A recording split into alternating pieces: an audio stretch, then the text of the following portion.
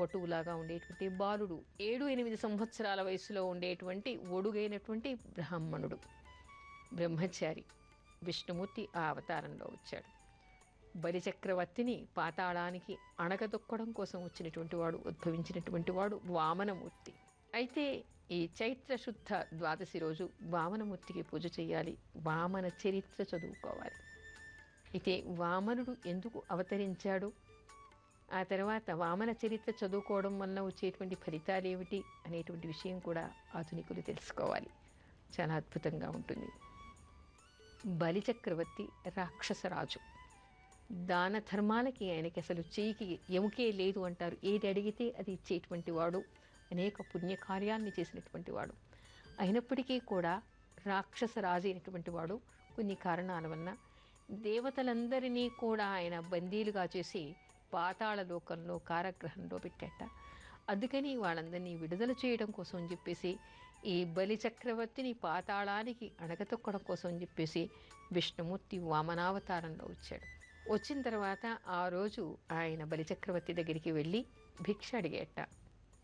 ఈ చిన్న పిల్లవాడు, ఇతనికి భిక్ష నేను పెట్టలేనిదేమిటి, నువ్వు ఏది అడిగితే అది ఇస్తాను, నా రాజ్యం కావాలా, నన్నే సమర్పించుకోవాలా అన్నట్ట. అంత నాకేం అక్కర్లేదు, 3 అడుగులు ఇస్తే చాలు అన్నాడు.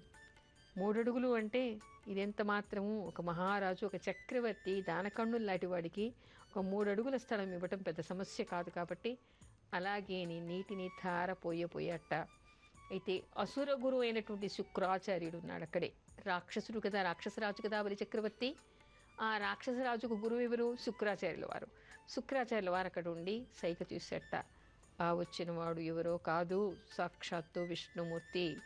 ఆ విష్ణుమూర్తి ఎవరు? అసురులకు శత్రువు.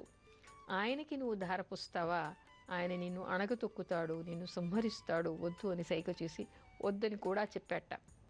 గురువు చెప్పినా కూడా దానం చేస్తాను అని ఒక బ్రాహ్మడికి మాట ఇచ్చిన తర్వాత నేను దానం చేయకుండా ఉండలేను, అది నా నియమం, అందుకని తప్పనిసరిగా నేను దానం చెయ్యాలి, తప్పనిసరిగా చేస్తానన్నట్ట.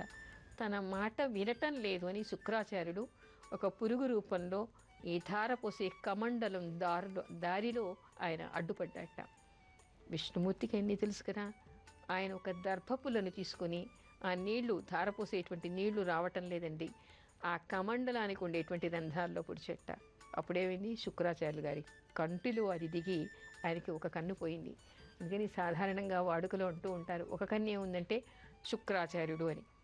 జ్యోతిష్శాస్త్రంలో ఇచ్చా కూడా శుక్రుడు కంటికి కారకుడు అని మనం చెప్పుకుంటూ ఉంటాము. అందుకని ఇలాంటివన్నీ కూడా మరి తర్వాత మాట్లాడుకోవచ్చు. ఇక్కడ ఏమిటి అంటే మనకి కనిపించేటటువంటి విషయం ఏమిటి అంటే, ఎవరికైనా కళ్ళు పోతాయి అంటే బ్రాహ్మడికి దానం చేయటానికి ఎవరైనా అడ్డుపడ్డారనుకోండి, అది ఏ దానమైనా కావచ్చు, బలిచక్రవర్తి కావచ్చు, మీరు కావచ్చు, నేను కావచ్చు, మరెవరైనా కావచ్చు, దానం చేస్తానని మాట ఇచ్చి ఆ దానం చేస్తున్నప్పుడు అడ్డుపడితే కళ్ళు పోతాయి అనేటువంటి విషయం మనకు అక్కడ కనపడుతోంది. శుక్రాచార్యులకి కన్ను పోయింది కదా, ఆ విష్ణుమూర్తి కన్ను పొడి చేశాడు అడ్డం పడినందుకు.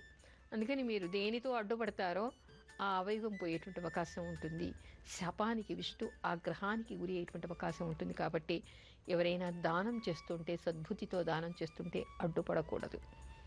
ఇకపోతే ఆ తర్వాత 3 అడుగులు అడగగానే ఆయన ధార పోసేశాడు, ఇచ్చేశాడు.